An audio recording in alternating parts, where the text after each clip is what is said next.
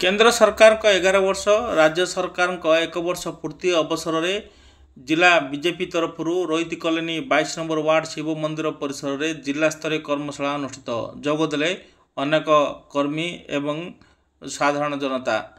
भारतीय जनता पार्टी रायगड़ा नगर 22 number ward Rohit colony Shiv मंदिर परिसर में आज मंगलवार संध्या 5टा ରୁ 6ଟା पर्यंत नगर उपसभापति शिवा भास्कर तत्वावधान में केंद्र सरकार 11 वर्ष और राज्य सरकार 1 वर्ष पूर्ति अवसर में जिला स्तरीय कर्मशाला अनुष्ठित होता।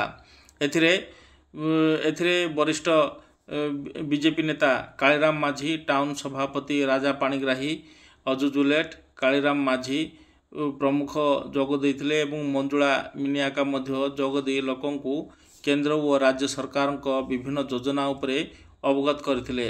तेबे एही समय अनेक 22 नंबर वार्ड महिला माने जोग देइथिले कि उभय केंद्र और राज्य सरकार जो प्रतिश्रुति देइथिले सही प्रतिश्रुति हिसाब रे सरकार विभिन्न कार्य गुड़िक करुचंती एवं प्रत्येक विकासमूलक योजना उपरे मध्य सरकार लोकों पाखरे पहुँचुवा कहते। तेबे यही योजना गुड़िक समस्त लोक किपरि अवगत हेबे, किपरि लोकों पाखरे पहुँचब, सबु योजना लोक किपरि पाई परिबे एने एठारे समस्त कर्मी एवं नेता माने जिला स्तरीय कर्मशाला रे समस्ते लोके आलोचना करथिले। एही समय 22 नंबर वार्ड रो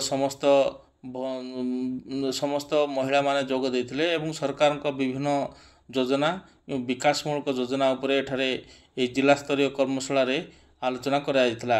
एही समय समस्त बीजेपी नेता माने उपस्थित रहिथिले एवं नेता माने उपस्थित रही समस्त को स्वागत करथिले। यहाँ पूर्व शिव मंदिर जीवा पूर्व एठारे पूजा अर्चना मध्य रीतिनीति अनुसार पूजा अर्चना कराइथवा देखिबा मिलिथिला।